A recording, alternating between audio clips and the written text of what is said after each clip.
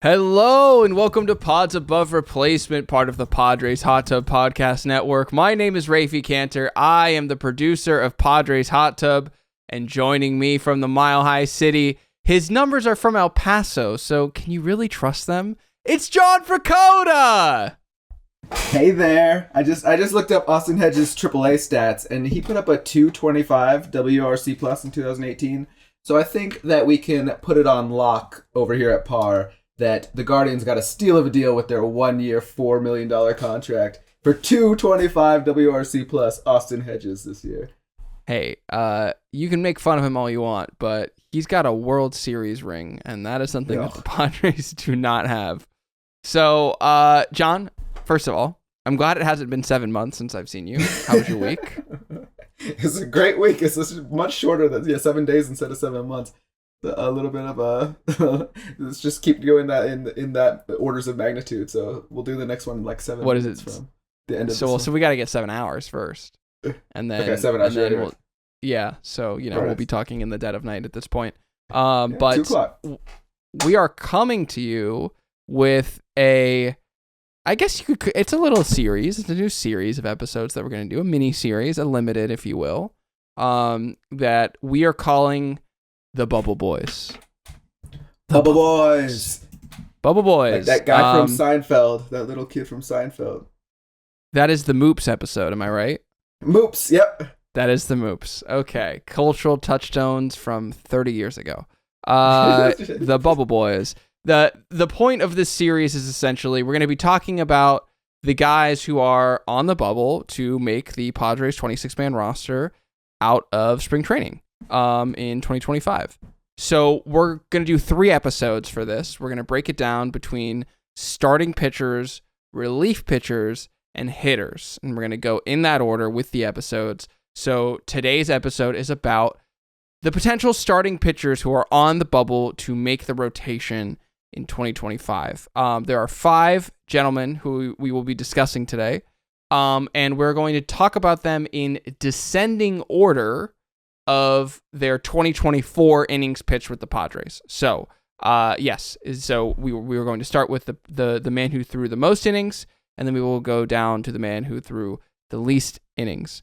And the man who threw the most innings, who was on the bubble to make the starting rotation with 146 and 2/3 innings for the San Diego Padres this year, the Cauldron, Matt Waldron. It's Bubbleman. I can hear it. He threw 146 innings. That's a significant amount of innings. And I'll tell you, he was freaking killing it until you guys jinxed him with your Waldron Cauldron t-shirt. In his first 118 of his, 146 innings, first 118 of those innings, what do you think his ERA was? I'll give you a hint. He ended up with a 4.91 ERA. So 4.91 ERA overall in 146 innings. What was his ERA after 118.2 innings? I want to say it was like a 3.63 or something. Holy... You've been reading this document? It's 3.64. Oh, yes. Price is right. Let's go. I honestly, I did not know that. I was just going purely off. It's not in this document, is it? I think it is. Oh, it is. I see it. I see it is. Okay. But yeah, he had like 3.63 vibes. You know what I mean? Like he was really, totally. he was like the best pitcher on the team for like 2 months. So that makes him 3.63 vibes. What the hell are 3.63 vibes? Yeah, I don't know. Yeah. Well, I mean, there's a little bit of a ceiling on Mr. Waldron, but we're gonna get into that. So, John, why don't you take us through kind of how you're feeling about Matt Waldron, what your kind of theory of the case is on him? Yeah, he's just the most interesting one. We've touched on Matt Waldron like 10,000 times on Par, and it's because he's a complete enigma. What do you do with this guy when he has one, kitschy pitch that you don't know how it's going to hold up over time, has very high specificity in terms of how it works and when it works, and then he has 3 garbage pitches that he mixes in, and then a sweeper that he slowly ramped up in usage, which has a 115 stuff plus rating. So it's actually a pretty good pitch that he's been using off of that knuckleball, the classic knuckleball sweeper combo that everybody's into these days. And Okay, so he had that 364. It felt like 363, I think, but 364 ERA over the first 118 innings, and then he got shelled to the point that he had a 491 ERA at the end of the year. And he got shelled. Was that folks adjusting to him? Was that him getting fatigued? What do we have with Matt Waldron? Did we print a T-shirt that said the Waldron Cauldron, and now he's forever jinxed and never going to be good again? There's a lot of arguments to be made. I think that anytime you have a major league pitcher who has his first full season under his belt and he starts to fade after 120 innings, that makes perfect sense. I feel like any other pitcher you'd say, yeah, obviously he pitched 120 innings and then he started to fade because he never pitched that many innings before. That makes sense. But then there's this multivariable equation where it's like, or did people adjust to his knuckleball? Does he have enough to keep hitters honest? He was not doing well a third time through the order, but then he also struggled the first time through the order. His xFIP through those 118 innings that felt like a 3.63, his xFIP was actually a 4.18, I believe. No, 4.28. And then he ended up with an xFIP that was, basically in that same range. So is he more of like a 4.2, 4.4 ERA pitcher that you could squeeze 150 innings or so out of before he starts to fall off?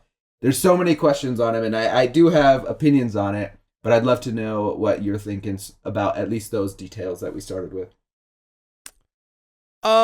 Yeah, I mean, look, first of all, I just have to say that T-shirt, the Waldron Cauldron T-shirt, is available at padreshot.com/merch. You can still get it. And what do people say online about crypto? Buy the dip. You can buy the dip on Matt Waldron right now. That's true. And you can have the shirt for his inevitable renaissance, re-triumph, whatever you want to call it. And you'll already have it on there, padreshot.com/merch. Do you know what I think in terms of supply and demand? What should happen is we should get rid of this shirt, and we should have it available for one more month, and then open up a brand new and then a brand new shirt that has nothing. It could be another Waldron shirt, but it's not that one. So you're either in or you're out on Matt Waldron. Decide today by buying your Waldron Cauldron T-shirt, because it'll separate the believers from the non-believers. So, I mean, let me just attack a few of the things that you've said first. Look, is Matt Waldron falling off because we put out a T-shirt more likely, or is it because he happened to he was at 118 innings? Is that what you said when he started? For the 363, yeah, 118.2. For the 363, which is basically right in line with the most amount of innings he's thrown in a year. He threw 130 innings in across AAA and MLB in 2023. So and then combined between AAA and MLB in 2024, he threw 165 and a third innings. So is it really that big of a surprise? It's probably the T-shirt. You're right. But you asked this question of, is he, what kind of guy is he? Is he truly, the 4.23, 4.32 sort of FIP range? I just want to point out some qualified pitchers that had similar numbers this year. Kevin Gausman had a 4.22 expected FIP. Jose Barrios had a 4.25. We have a big range of guys on here. Chris Bassett, Cutter Crawford. Some of these guys kind of mid. Some, you also have folks like Kyle Gibson, who wasn't all that good, but still put up a 4.19 expected FIP. But, if Rookie of the year, Luis Gil, by the way, or Gil. Luis Gil has, is at what level? What number is he at? 4.36, which is slightly worse than Waldron's 4.32. I see. I have it set on qualified guys. So I'm gonna set it to guys who are at 140 innings pitched, and we'll see how. This is already on the dock. It is. You gotta trust me. I have these things. Oh gosh, I'm sorry. I'm trying to do too many things at once. This I see it. You have it. I'll tell everybody. This document is like flush with facts because we're trying to discern whether 5 guys are going to be, decent starters for us for the next year. There's a lot of stats on this one. Yeah. But okay, yes, he's nestled right next to Mitch Keller and Luis Gil on the list. Michael Wacha 3 spots below, Mackenzie Gore 5 spots above.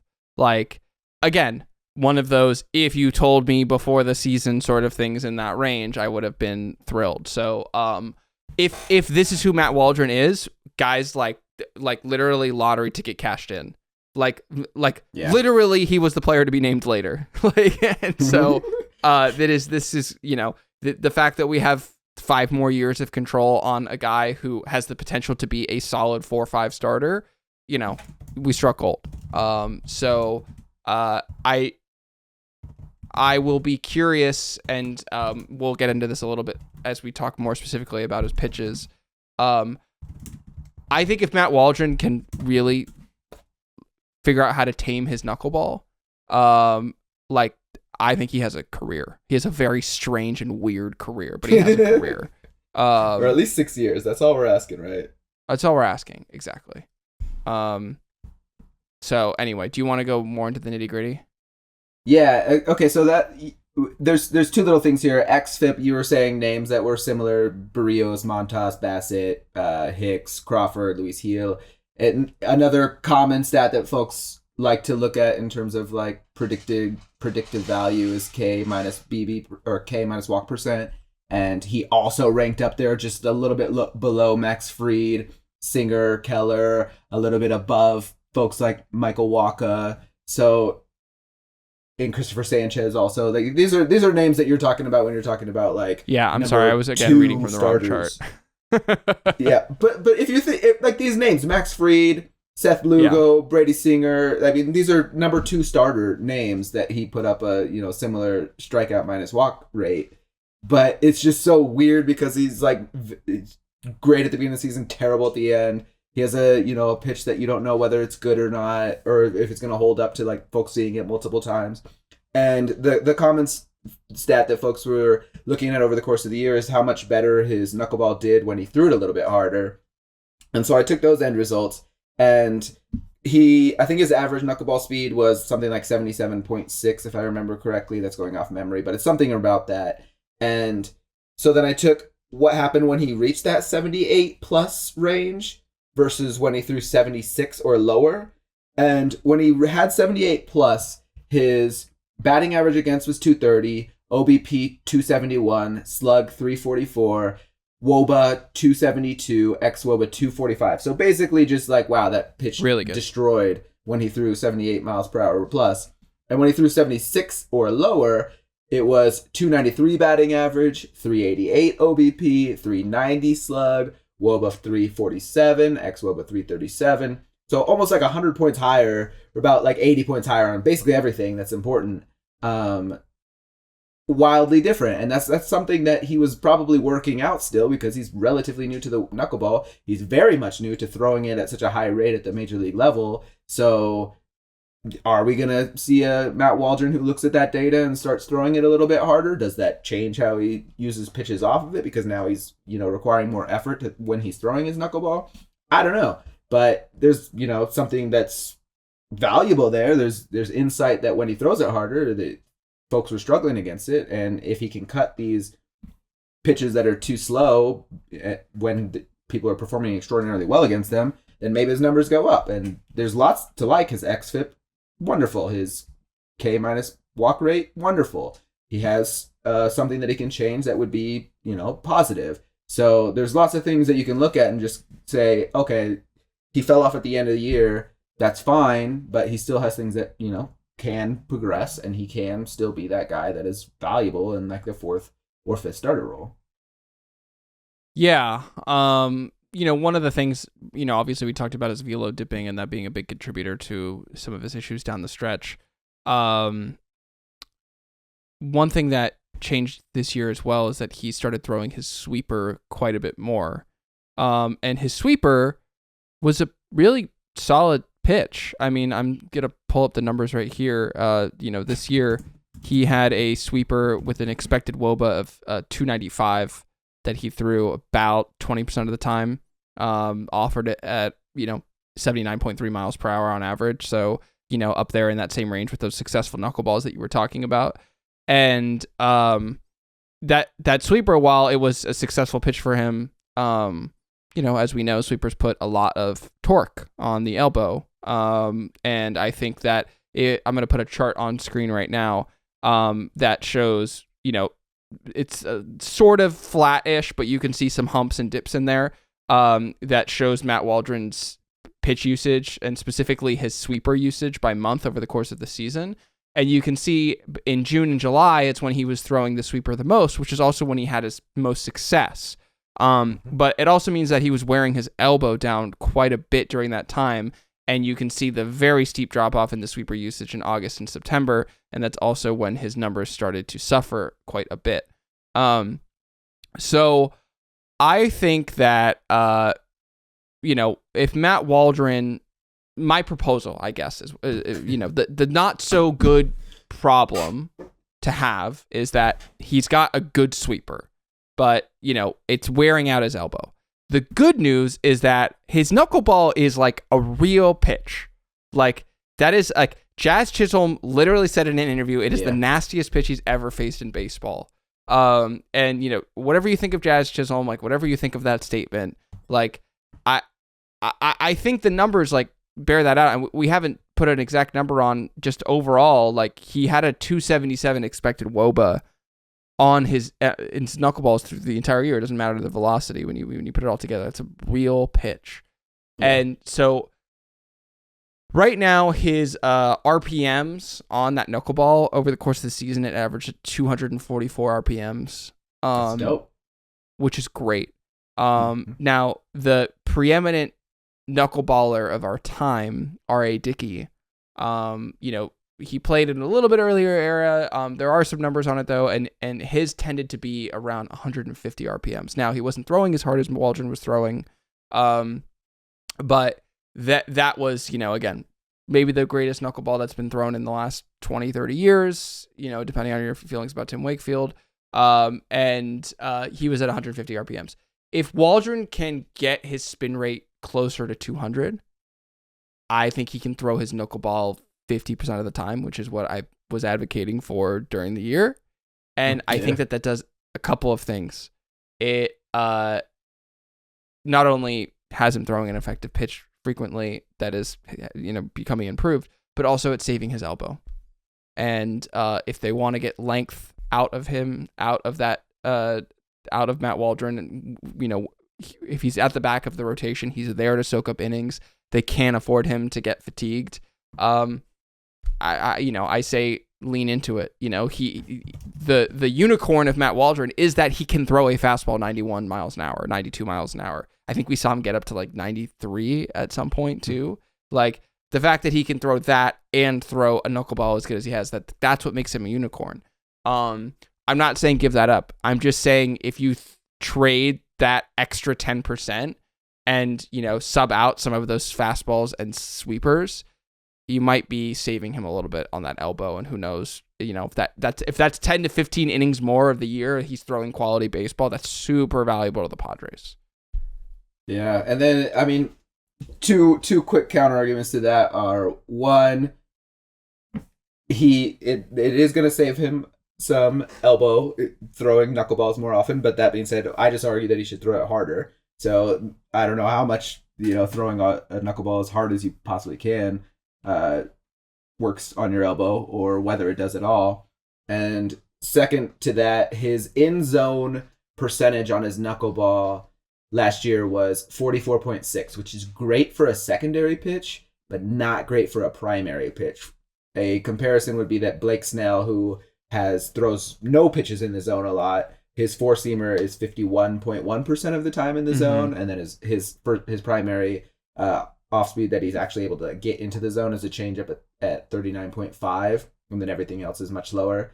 But you can't have Matt Waldron, a guy with no stuff, working from behind all the time. So You know, if there's a 2-0 count, I haven't looked this up, but I bet when there's a 2-0 count, he probably struggles because he doesn't have anything that's like a good pitch, you know, when except for the knuckleball, which he probably is not going to throw in the zone as much. So it is a balancing act. He probably needs to be able to throw that sweeper in the zone, which he has successfully, at least sometime in order to you know, get it so that he's not falling behind in counts. Yeah, for sure. The sweeper was 54.3% in the zone, which is more than Blake Snell's forcing fastball, as an example. Sinker all the way up to 64.6, probably too much. But just through a 2-0 count last year, he had in 83 batters faced, he gave up a 358 WOBA. That's actually better than I would have thought. Yeah, it's actually still not good, terrible. Obviously. Yeah. So okay, that's Matt Waldron. That's kind of the larger talking points of him. We haven't decided. Are we gonna do like a what's your guess? Is he in the rotation? Is he not in the rotation?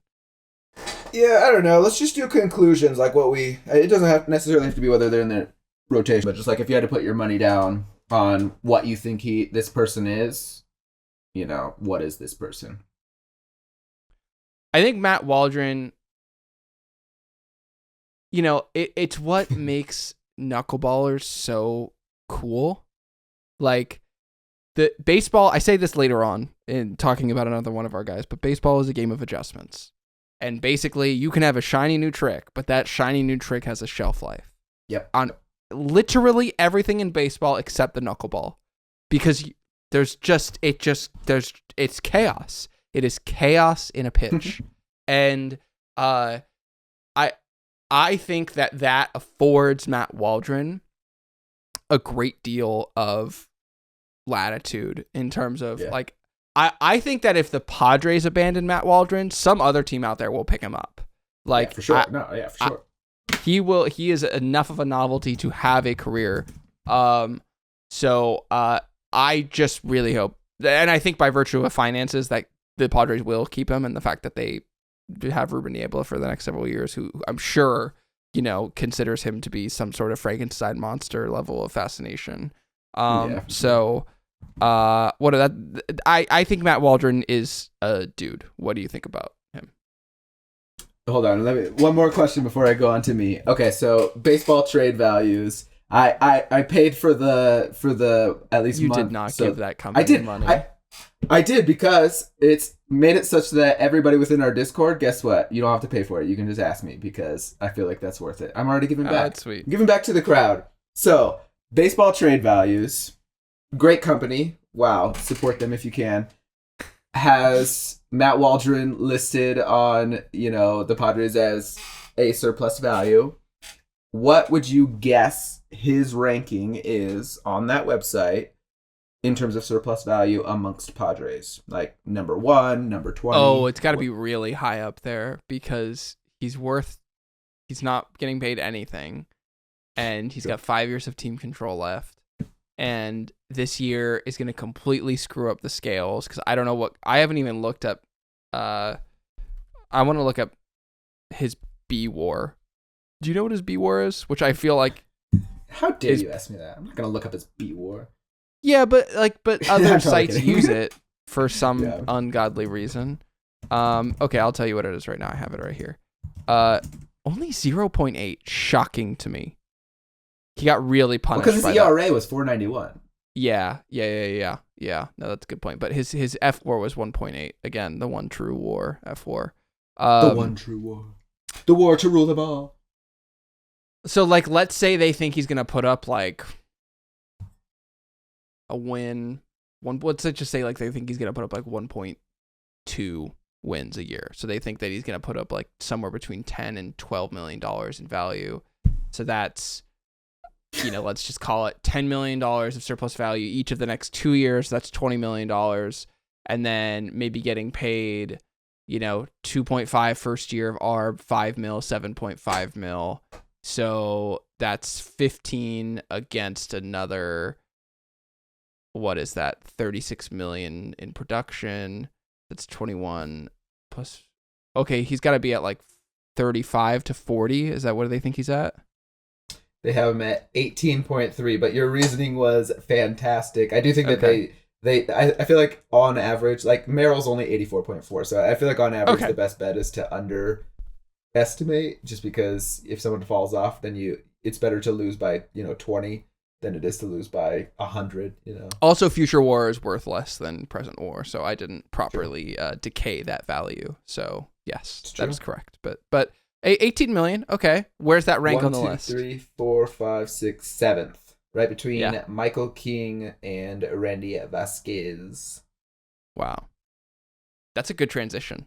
But No, you because I'm should not done finish. yet. Yeah, finish your point.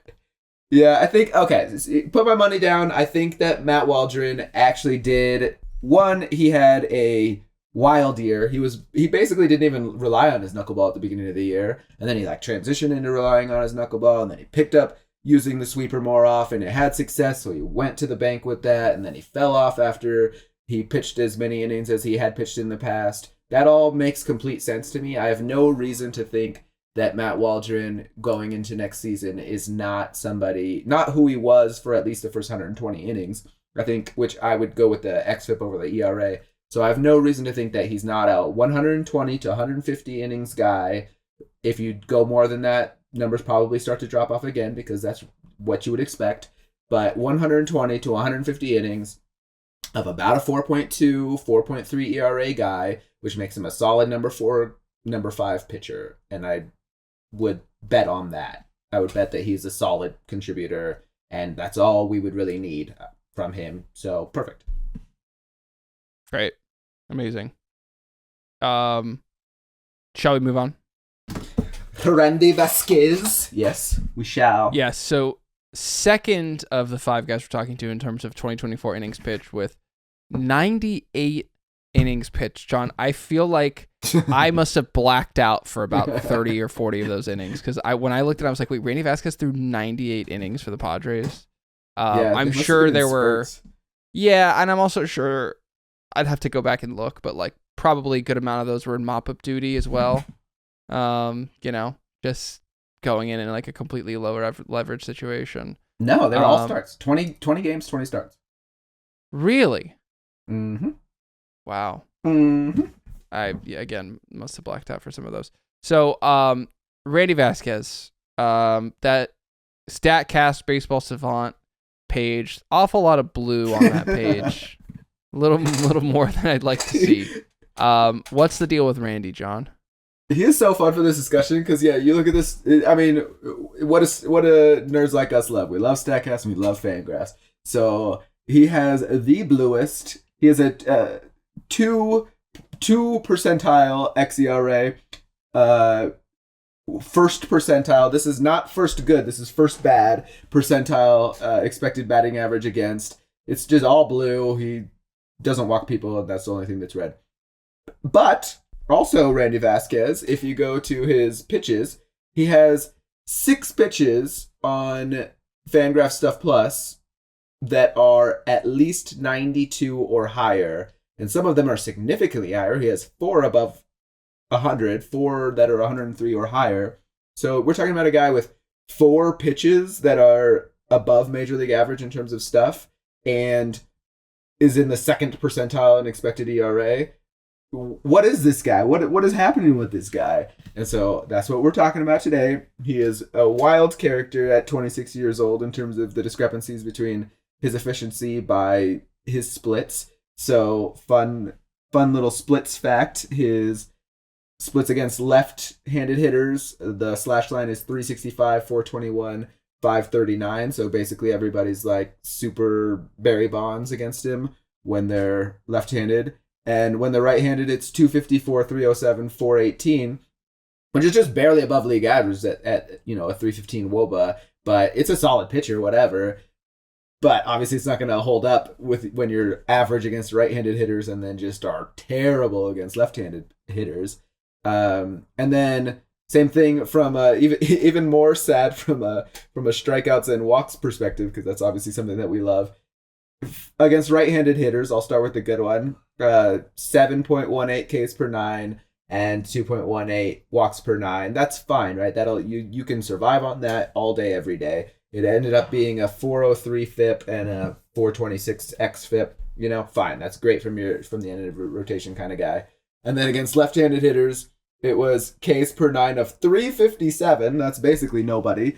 And walks per 9 of 335, which is almost equal to his Ks per 9. And FIP of 565 and next FIP of 581. So he's horrible against left-handed hitters. And that's, what is it, 38% or something like that of total hitters. So that's not going to be good. And he has great stuff for at least 4 pitches. And he has a big old spin rate on a lot of them. So like his spin rate on his curveballs over 3,100, his spin rate on his sweepers over 3,000.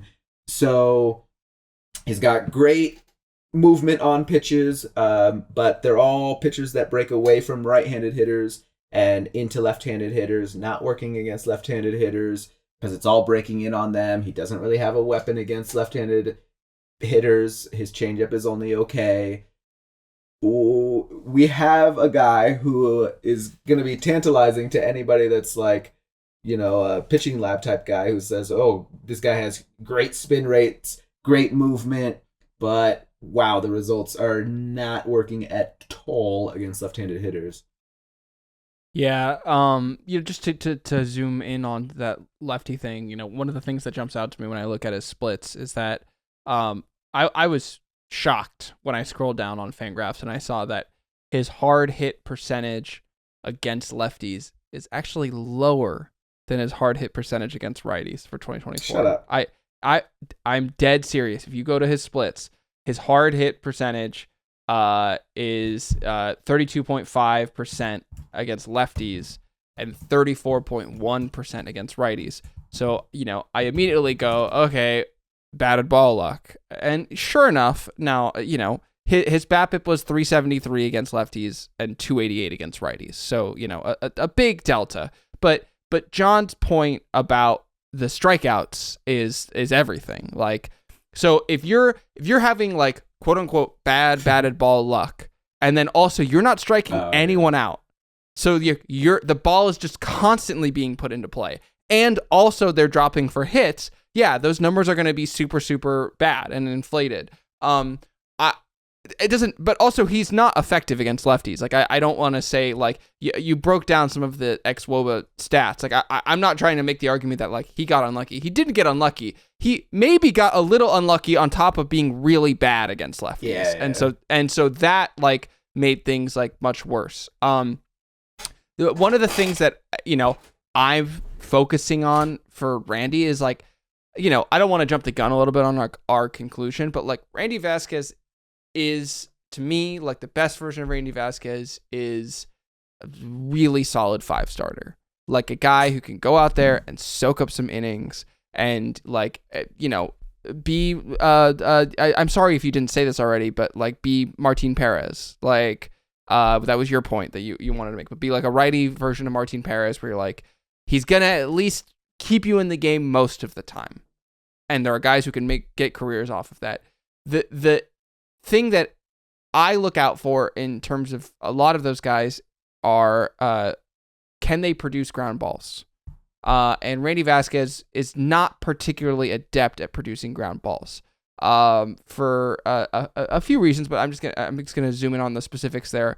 Randy Vasquez, he has a career 38.6% ground ball rate against a MLB average of 44.4%. Now, his fly ball rate isn't really that far away from Major League average, but he's giving up line drives at a 29.8% clip against an MLB average of 24.7. So he's giving up a lot of really hard hit, optimal launch angle contact. So one of the issues about Randy Vasquez's inability to pitch to lefties is that he completely abandons his sinker against lefties. It was his least thrown pitch against lefties. He threw it 7.1% of the time, and for good reason, because it was getting hit at a 488 expected WOBA clip.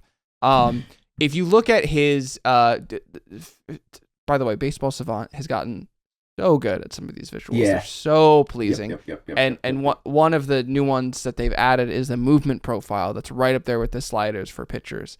And one of the things that jumps out is like you can scroll over every pitch, and for many of his pitches, he's really right in the area code with his fastball has like a dead even average like movement profile for other right-handed pitchers. His cutter is like dead even average for much of it. You start to get in some of the secondary pitches. His sweeper, by the way, also dead even average. He only throws it 10% of the time. The curveball and the sinker. But I'm really going to focus on the sinker because I'm talking about ground balls. In the sinker, he has 4.2 inches less drop than the average right-hand pitcher's sinker. And if I'm Ruben Niebla, that is the thing I'm trying to attack. The one caveat I will say is that he did come from the Yankees, and Matt Blake is like Mr. Sinker. Like just has all of his pitchers there throw the sinker. So, if they couldn't really get him to throw a good sinker, I don't know how much more luck Ruben Niebla is going to have. But also, I really believe in Ruben Niebla. But to me, like, if you can't throw, if you're this type of pitcher, if you're this type of profile where your velo is going to top out at 93, 94, you're not going to be blowing guys away. You're going to be in there to soak up innings. You want to be inducing weak contact, and that's not what Randy Vasquez does. He induces very hard contact on a lot of his pitches. So I would, first of all, try and attack that sinker. And when you look at his pitch mix against lefties, he's throwing the four-seamer, 27.4% of the time, changeup 24.5% of the time, and the curveball 17.6% of the time. He's throwing the changeup because he has like some pretty good arm side break on it. It tends to tail much more, 3.5 inches more than the average righty's changeup, which is great. It's breaking away from lefties. The issue with that curveball is that it is breaking more towards the lefties, and he's relying on it a lot against lefties. And also, it has 5.8 less inches of drop than the average right-handed curveball. So it's going in more than the average curve to lefties, and it's also not dropping nearly as much. So it's not really... So between the sinker not being effective and the curve not being effective, Randy Vasquez basically against lefties becomes a fastball changeup guy, and he doesn't have overpowering stuff. So they're basically betting that they can beat him on the fastball, and they did to great effect.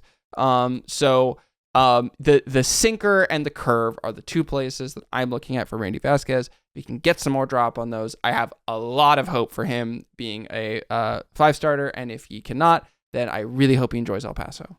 I have a little bit of a different interpretation, and that's that he, in 2023, had a walk rate of 10.8. And when that's terrible. Major League average is 8.4. And when we talked about him before the season, I mean, he was the one that I said has much more variance than Johnny Brito in that he has good stuff, but he walks way too many people. And so if I'm Ruben Niebla, what am I thinking for Randy Vasquez going into the season? I'm probably thinking, all right, you have great stuff. Let's get this into the zone.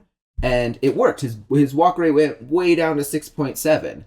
And I think that that's more of a control than command thing. He was going for control, i.e. getting the ball into the strike zone, versus command, like commanding it to certain parts. And so I think that his 6.7 walk rate, which compared to 8.4 walk rate for the Major League average, is obviously very good. I think that's too good for him considering his stuff, because he was just trying to put it over the zone and make sure that he didn't walk folks. But if you're planting that curveball, which is a decent curveball, if you're planting that in the zone, low and inside to left-handed hitters while it's curving in towards them with a lot of glove side break, then they're gonna hit it hard, right? And so how do you get this guy with a good mix of pitches, 6 pitches that are all Major League average adjacent, to work the zone a little bit? He kind of has to be a little bit more crafty of a guy, and he just wasn't yet. He was just trying to get things into the zone. I think that was the first order of operations thing.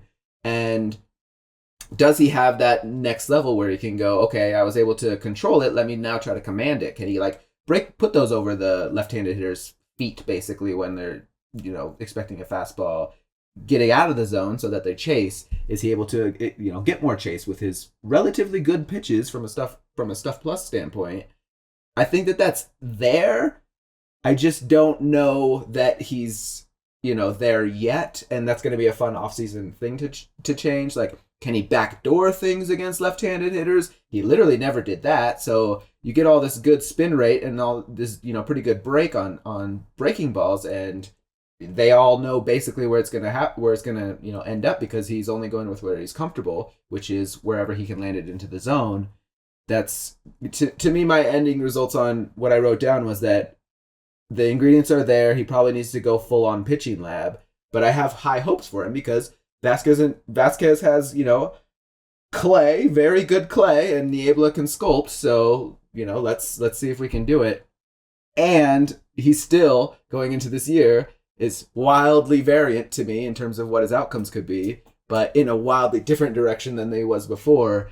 I think he's like honing in on what makes a successful pitcher. And he has a very clear weakness, which is terrible against left-handed hitters, which to me is a benefit because there's one variable that you're going to attack. And I think Niebla can do that. Okay. So, do you have anything else before we move on to our next contestant number 3? No, but I guess I didn't give my overall prediction. And my overall prediction is that he'll be slightly better and a 100 innings to 120 innings of a swingman. I still think that he needs another year of now trying to experiment with command over control before he possibly is actually better in 2026. Yeah, I think the X factor for Vasquez and Brito both are, just by virtue of the fact that they are part of the Soto trade. Like, I think that they will get a longer leash than some other people, than the average pitcher would, depending on what their outcomes are, just because there's a little bit of ego and pride tied into their outcomes. Sure. Okay, number 3 on the list of our bubbles guys. So this is someone who will certainly be on the Padres roster next year. It's just a question of in what role, and that's Adrian Morejon. Very, very hard to believe that this guy is 25 years old. It feels like he has been on the Padres forever. And John, what is Adrian's profile coming off this season? Oh God, Adrian, for I think most of my life now, has been a extraordinarily tantalizing Padre from a stuff perspective. He is very frustrating. I mean, if you look at the StatCast page, we'll probably put this up, but it's all red all the way down. Great stuff. He can put it in the zone and still be effective. He's good against lefties. He's good against righties. And then the question is, for the course of his career, has been durability, right? And he came up as a starting pitcher. He went into the bullpen. Even in the bullpen, he had durability issues or injury issues.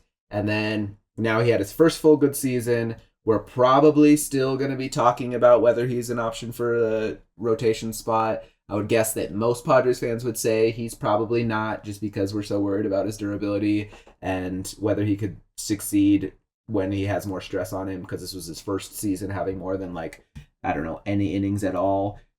I don't even what's his max innings that he ever pitched before this in the major league level? Something like 40 or something. I don't know. I don't see it immediately, but it basically ends up being, okay, this guy has great stuff. Are we keeping him as a middle reliever and just hoping that it works out? And I do think that answer is yes, but I do want to at least say that there is much more value in getting a starting pitcher value player than there is a relief pitcher. So it's at least a question worth asking, I think. And this is a dude with 3 pitches from Stuff Plus that are 123 or above. So, if he could he would be somebody who, if he could hold that over the course of, 2 or 3 times through an order, it would hold up because he has 3 pitches that are that good. But does he have the durability for it? And I have reasons that I do not think that he has the durability for it, but they're pretty specific. What are your thoughts? What are your thoughts on this guy overall? Well, I just want to go back and answer a question that you had posed. The most innings he had thrown prior to this season were 34. He's actually only thrown, this is including this season, in which he threw 63 and 2/3 innings, has only thrown 138 and 2/3 innings in his career. So he threw nearly half of his innings that he's thrown in Major League Baseball this season. This dude has never Vasquez almost threw as many pitches as him, or as many innings as him in his career this year. Yeah. Yeah. He's just like, I think like to push away Adrian Morejon's durability concerns is, it's like that adage, other than that, Mrs. Lincoln, how was the play? Yeah. Like, exactly. it's like, it's the whole thing. Like, yeah. And I mean, like, yeah, I mean, like, we'll go into just how filthy he is, and, we'll break down some of his stuff, but like, he benefits from a really, really strong gap between his fastball and his secondary pitches, which obviously plays up in his role as a reliever. I'm worried that if he, were to be converted to a starter and he weren't able to throw it quite as hard as he throws, that gap would be a little bit smaller. How would that affect his stuff plus, et cetera, et cetera. Also, like, he's really a fastball slider guy. He has a splitter. Because his three pitches that John mentioned are fastball, sinker, slider that are all above 120 stuff plus. But I mean, for all intents and purposes, I'm just gonna kind of lump the fastball and the sinker in because they're velocity wise at least very similar pitches. So he's really a fastball type slider guy, and he has a splitter, and the splitter is not good. It's I don't know, 85. but the stuff plus for split fingers and changeups is always so weird. Like the X-Woba that he gave up on his split finger last year, and he basically only used it against right-handed hitters, and so it's a small sample size. But it's still 102, with a 52.9 whiff rate. So sure, it's only 81 pitches, but they were freaking dominant when he used it. Yeah. But he didn't have to use it that often. Sure. Is my point. And I think that like my theory of the case on Adrian Morejon is like, okay, you could try and convert him to be a starter, but at what cost? Like, he could be Tanner Scott's replacement. Like, I really believe that. Like, his stuff is that good, and he can throw the ball pretty hard. And like, as a lefty, like, there is a version of Adrian Morejon over the next two seasons where it's like he's coming out to face Ohtani, Betts, and Freeman.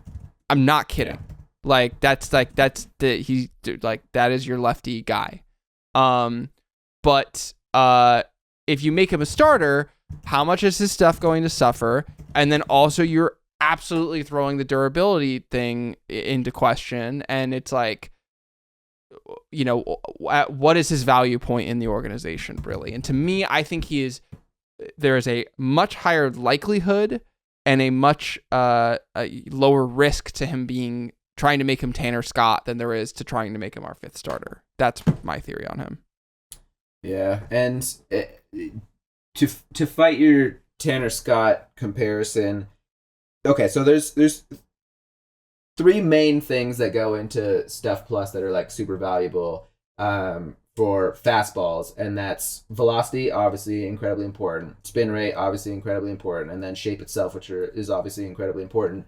That being said, his stuff on his fastballs is primarily the first two, so it's mostly velocity and spin rate, and his fastball doesn't have as much ride in terms of his four-seam fastball or as much movement on a sinker. And therefore, I would not say that he has the ceiling of a Tanner Scott. Just because Tanner Scott, you come in for one inning out of the closer, like in a closer role, and you see that extra ride on a fastball, that's a little bit harder to quickly adjust to versus a guy that he's throwing hard and he has a good spin rate. That's amazing. But if it doesn't have that like ride that you're not expecting in short rolls, I don't think that you have quite the same ceiling. So I mean, that's also an argument for why I would not put him back in the starting pitcher role, because as soon as you go into like, what are his skills? Velocity and spin rate. So what happens immediately when you go into the starting pitching role? The shape that already is only okay suddenly gets worse, and now it's like a major league average in terms of shape. And then the velo goes down, so now the stuff on his fastball overall drops precipitously, I would think. And I compared him in this document to early Blake Snell, and I think that he's mega Blake Snell in that Blake Snell's stuff typically falls off in like the fourth inning, but it's coming from such a high place that you don't really care that much because the fourth and fifth inning are still okay. But that's what basically the reason why the Rays took Blake Snell out in whatever it was, like the fifth or sixth inning of that World Series game, because they knew that his stuff was falling off, and so they took him out. But Morejon's stuff falls off in like the second inning that he's in or the third inning that he's in, and so I don't think that you can put in Super Blake Snell into the rotation and not expect a precipitous drop off in terms of the quality of his innings pitched. There was the playoff game against the Dodgers in the fake year that didn't count, where we tried to stretch him for an extra inning. I don't know if you remember that, and he just got destroyed. It's because his stuff falls off so quickly, So like, I don't think that he even has the option of being a starting pitcher. I just don't think that that's him. Even if he was more durable, I think that his stuff falls off too quickly, and we're basically getting the most possible out of him in the relief role because his stuff plays up when he can just throw the ball as hard as he possibly can. Yeah. So in conclusion, I want him to remain in the bullpen, and it sounds kind of that's where you're at. Yeah. I the only disagreement is that I don't think he's quite as good as Tanner Scott can be. Sure. Yes. And I'm sorry. I should have specified, like, I mean more that like he fills Tanner Scott's role in the bullpen. Yeah. He's not as good as Tanner Scott, but he is our primary, like our number one lefty arm, probably in a setup capacity. Okay. Fourth on the list, 43 2/3 innings. I did not black out for any of those because I remember the pain of it quite well. Johnny Brito. So Johnny Brito, is it interesting cat, another member of the Soto trade. Fair to say that the error bars, the floor to ceiling, much wider than Vasquez when we traded for him. How do you feel that those, the high floor, low ceiling sort of interpretation of Brito holds up today? Brito's so funny. He started the year last year as like a 7th and 8th inning guy. Do you remember that? He's like our 7th and 8th inning, like single inning relief pitcher off times, which I thought was wild. It really ends up being in my thought process that the floor stayed about the same and his ceiling is just not very high, which can still be a valuable guy, but he's pretty much maxing out everything that he possibly can, I think, at the major league level. He doesn't have a lot of spin, so he's maximizing his changeup use, and the changeup is getting weak contact, but he can't use it as much against right-handed hitters. And so now he's weak against right-handed hitters because he can't spin very well. But, he can still induce softer contact, at least on the changeup. And then now he's trying to fool people. I feel like folks who see him multiple times are going to end up destroying him unless he can develop some kind of spin, some kind of slider or curveball that's, successful that he can use against right-handed hitters. Because his splits are basically the exact opposite of Vasquez's in that he can't get right-handed hitters out. It's obviously a small sample size, but he just got destroyed by right-handed hitters. They were 357 average, 379 OBP, and 408 slug because he doesn't have anything that he can spin away from them. And so, what is he going to do? I think that the only thing that you can hope for is that he's able to command some kind of breaking ball well, because he doesn't have the spin rate that would insinuate that he could probably have a nasty breaking ball. He just doesn't have the spin rate for it. So building that, we've talked about it on other episodes, building out a good breaking ball when you don't have good spin rates is often very hard. Basically the exact opposite of Vasquez from that standpoint. But unlike Vasquez as well, he has much better command. So maybe he can get by with like a good command, but not nasty breaking ball, which makes him very much a fifth starter kind of guy at very best, and you would hide him in the playoffs as best as you possibly could because he doesn't have any single pitch that's dominant. Yeah. Look, Johnny Brito right now is a basically a fastball changeup guy. Like that's where he's had success. Those are the pitches that he wants to cling to. Greater than 85% of his pitches are either a fastball and sinker or a changeup. And unless you're Devin Williams or you're Trevor Hoffman, like that's just not gonna fly. His movement profile is such that he's got a lot of tail on his changeup, but he doesn't have a ton of drop on it. Like 3.2 less drop than the average righty. His fastball is really quite average. He's got a lot of tail on it, but not a ton of rise. So he's bringing pretty not bad, but like middling, I guess you could say, offerings, decent offerings. Fastball and changeup, but pitches that guys have seen like a cajillion times, and he's throwing it 85% of the time. So that he's getting blown up, and so he has an interesting, over his career, he has between New York and here a decent enough sample size as a starter and as a reliever. He's 52 and 2/3 innings as a starter, 81 and a third innings as a reliever. John, any guess what his ERA is as a starter? What's his ERA overall? Something. All right, his overall ERA is 4.23. Not too bad. So as a starter, it's going to be worse. I'll go with 5.50 starter and 2.83 reliever. Okay, really good guess on the reliever. He has a 2.88 ERA as a reliever in 81 and a third. He has a 6.32 ERA as a starter in his career. Not gonna play. He doesn't even have like a penalty through the order penalty, because both first and second times through the order he has a 6.75 ERA. in basically a similar 26 and 2/3 and 22 and 2/3. If Johnny Brito were on a completely different team, I think that they would probably say, and he wasn't in the context of the Soto trade, they would abandon any illusions of him being a starter, and they'd go, look at this track record, look at his offerings, let's make this guy a reliever. Let's try and create a larger gap. He's got a good solid changeup, but he throws it at 90 miles an hour, and his fastball is like 96. So it's like, okay, there's only a 6 mile an hour difference between those two pitches, and you're throwing them 85% of the time. So guys are basically getting timed up. Again, if he were on context neutral team, context neutral trade, they would make him a reliever. They would try and increase the delta between those two pitches, and they would say, go with God, try and give him a third pitch, a solid breaker, try and get a little bit more snap so that pitches are breaking further away from righties. He's got at least one pitch that can do that. But he came here in the Soto trade, and so like Randy Vasquez, I think he's going to have a little bit of a longer leash, and the Padres are going to continue to hang on to this idea that maybe Johnny Brito can be a starter. I don't think it's going to work out. I just don't. I think that there is a solid 6th, 7th inning guy in Brito, solid to really good 6th, 7th inning guy in Brito.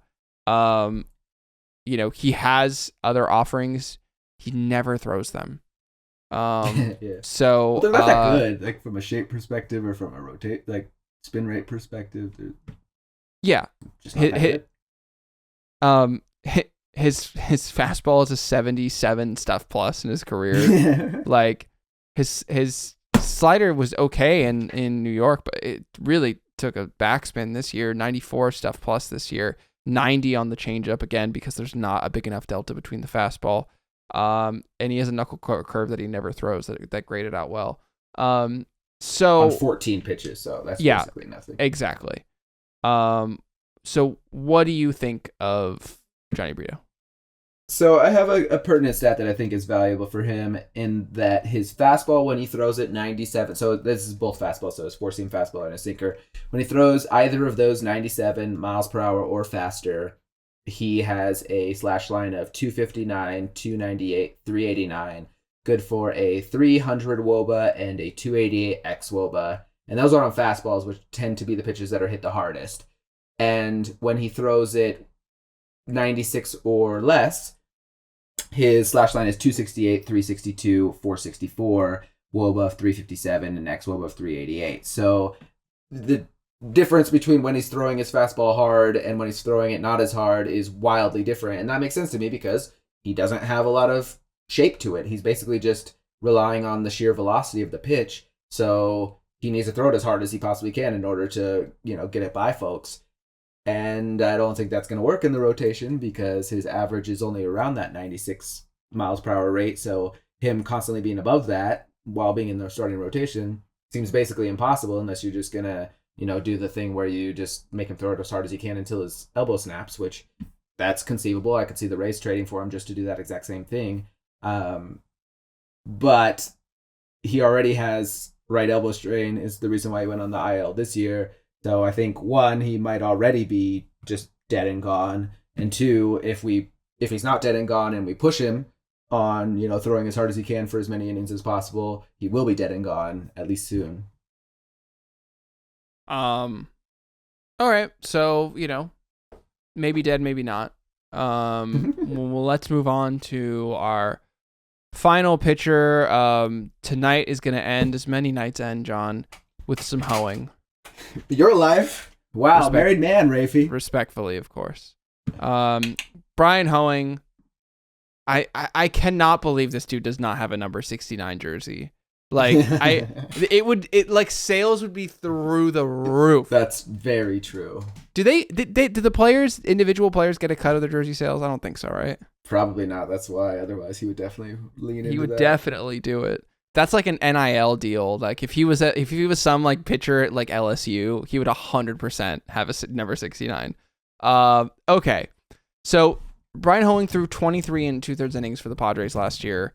In total, he threw 53 and 2/3. So a little back of the, that's actually very nice. 30 innings with the Miami Marlins, right? Dead even. 23 and 2/3 with the Padres. This is a guy who a lot of people think could be a guy. And I've skimmed your notes, John. I don't think you are one of those people. You know what?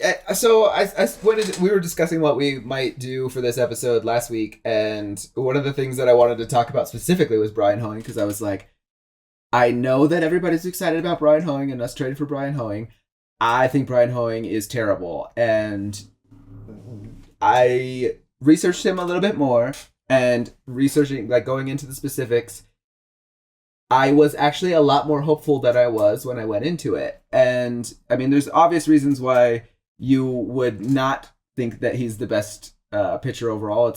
He was a reliever, which means that he's maximizing, how hard he's throwing pitches, how nasty he is overall. And even in that reliever role, his xERA was 9th percentile at 5.07, and his expected batting average was 287. So you want to get somebody who was, at least from an expected results standpoint, struggling to that tune and then extend him out into a starting pitcher role. Yeah, no thank you. I was not thinking that at all. That being said, there are some things in his profile that made me like him a little bit more.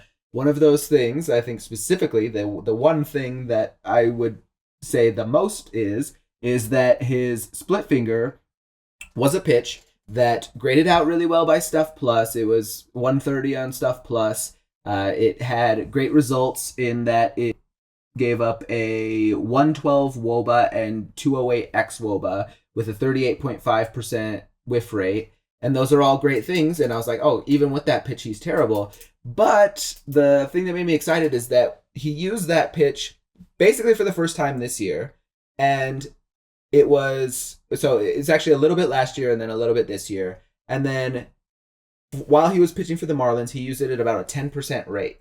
So he used his best pitch, the only pitch that was good, that's new, at a 10% rate for the Marlins. And then he came over to us and he started using it at about a 30% rate because Ruben Niebla is not as dumb as the Marlins are. And so there's at least one pitch in there that is like a very high quality pitch with good results that if you, increase the usage on it, you can see something that's probably valuable. And the secondary thing to that is, okay, so he has, some okay pitches and one really good pitch.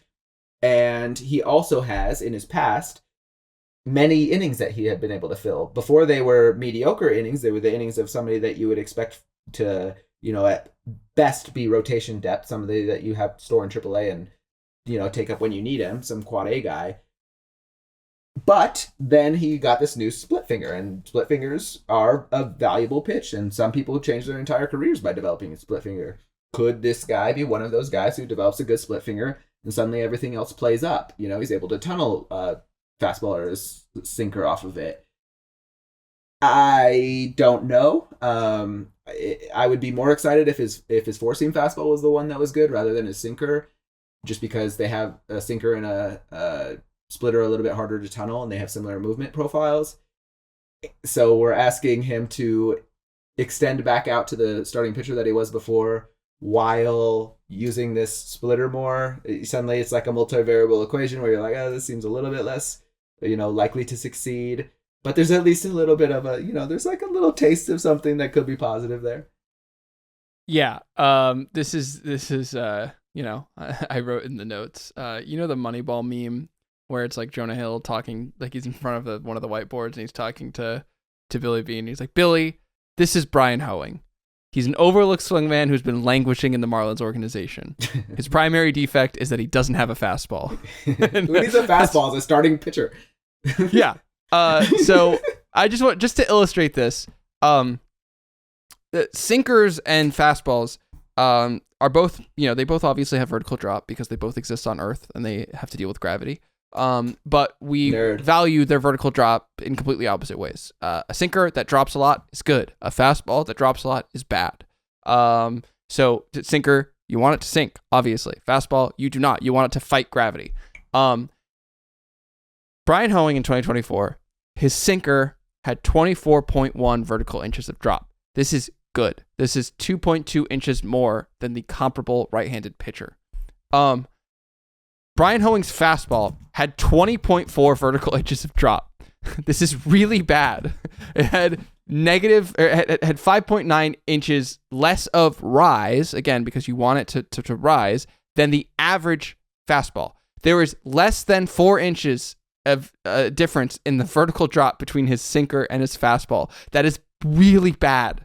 That is so bad because they are like thrown at the same 93.9 versus 94.3 miles per hour. Like they're thrown basically at the same pitch, and you can't use the sinker against the fastball because they're the same pitch. So you have to basically choose one. And if you don't have a fastball, and like you made the point that I was hoping you would make, John, which is that like, okay, you throw a great sinker and you throw a great split finger, two fastball like pitches that both fall off the table.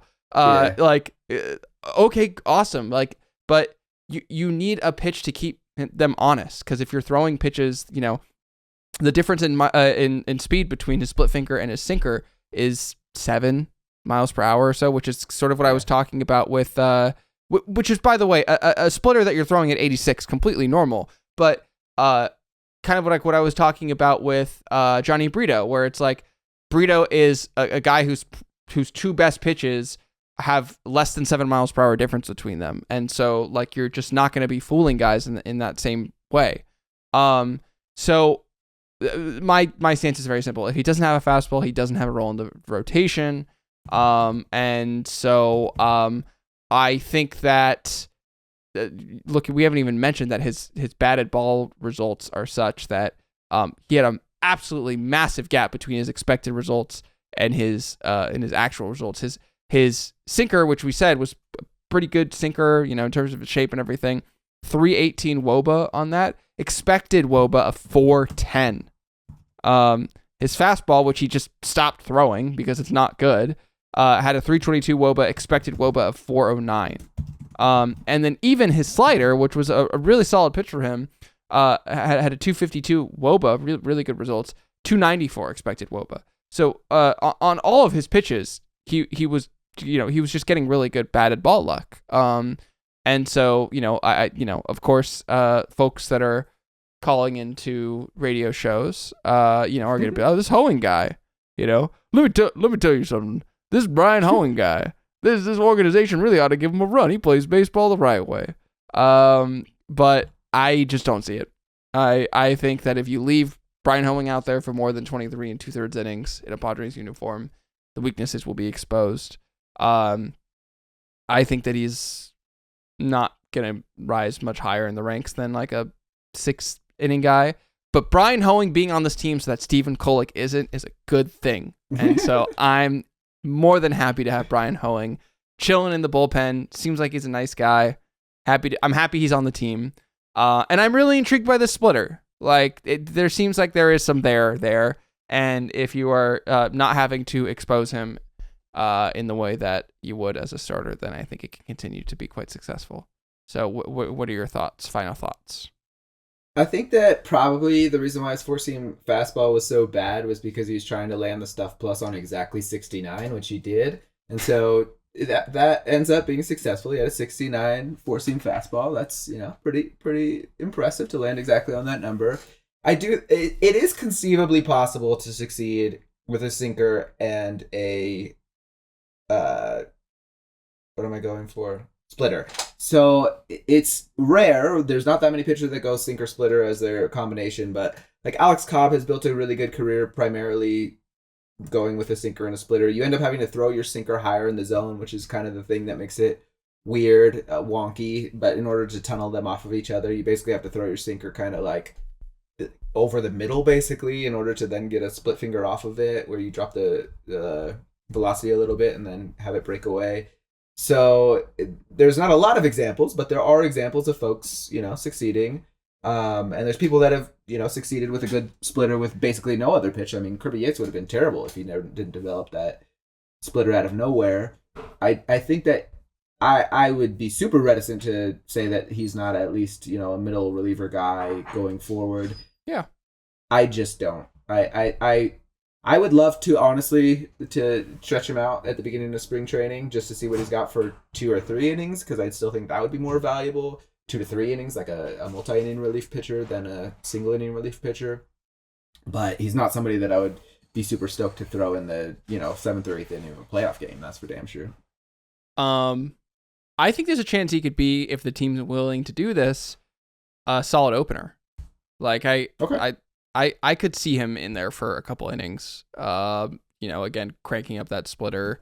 But you're not going to want to see him in a playoff game. You're not going to want to see him in high leverage situations. But again, you said this in the notes, but Preller proactively grabbing him as a project for Niebla after Lugo and King worked out, I think is very reasonable. And, I would love to come into spring training and be proven wrong. Love it.